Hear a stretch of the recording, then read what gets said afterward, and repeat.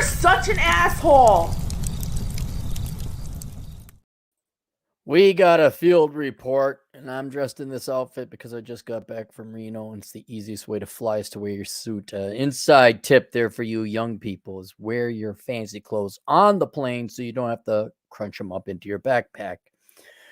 So we got a field report. He just sent this in. For those pondering what to do with themselves, I work remotely, doing a job I like, making low six figures. The work requires me to be available during the work week, which is fine. I like being home and fill the day with a little work here and there, mixed in with some exercise, hobbies, and studies. This past weekend, I opted to leave early Friday morning, headed for Yellowstone National Park, a several hours drive from my location. It took me most of the day because I found some cool mining artifacts, some new rivers to fish, and other interesting things to stop and see along the way. When I got to Yellowstone, I opted to stay in the Old Faithful Snow Lodge. I have been there.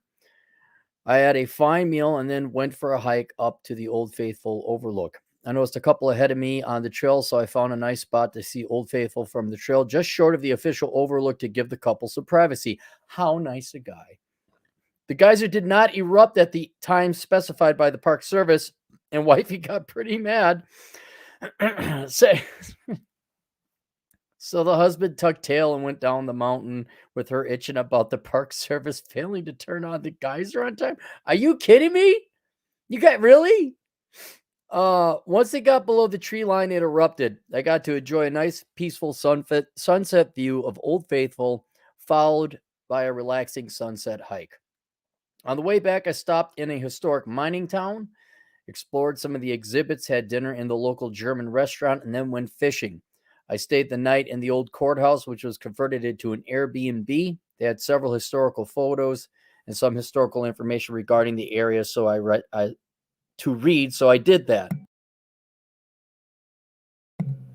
Took a long, lazy drive home, stopping here and there along the way. Sounds like some of my motorcycle rides.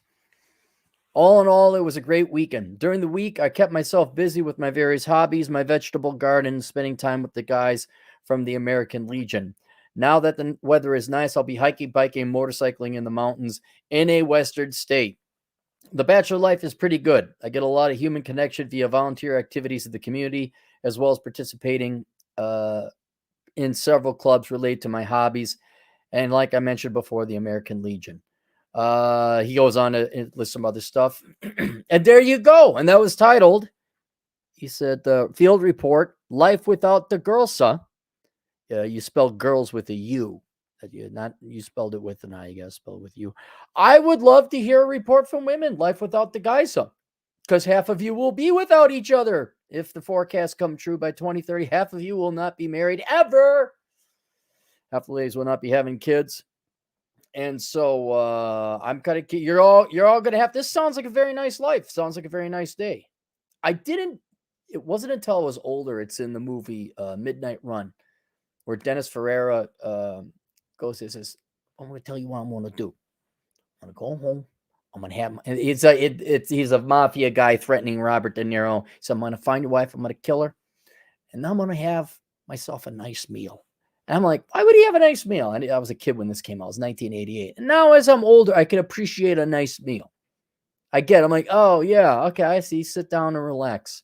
So you sat down, you had a nice meal. I will read a field report from ladies. Living your best life, truest life. I will read a report. I'm always open for that. But we have a report from the Geyser about life without the Gurlza. Ladies, I would love to see and hear the fun times that you guys are having. Regardless, link below are two books both of you might be interested in. The Menu, Life Without the Opposite Sex. That should half the U.S. population. I should have 160 million sales on that book. I should be a billionaire right now. And then the Book of Numbers, also available on Amazon. Let's go to the super chats if there happen to be any. And there are. Hatton Clogs, $2. Cappy likes Lakesers. Oh, Laser Pig. Yeah. What's wrong with Laser Pig? I like Laser Pig. He doesn't have that much material up. Zachary Lindy, $5. Guess who's back? Back again. Back. Cappy's back. Tell a friend. Ascots. That's what I'm telling you guys. Get the Ascots. It's just that little bit. I'm wearing jeans. I pull it off. Chase Robideau, 10 generous dollars. Just send support from Singapore, Cappy. Well, thanks, Chase. That's a place I gotta go visit. And Nonstop Dre, $2. Great one said, you find Michelle Obama attractive. I will stand here and say she's not like drop dead gorgeous, but I do believe she is a pretty woman, yes. And if you look at her dress, now I don't know about now. Of course, she's aged, but when she would dress and show up in public, she always had a very nice, pretty dress on, and I think she's an attractive woman. Yep, I lost about half my audience there. All right, that's it. We'll see you guys later. Links to the books below. Toodles.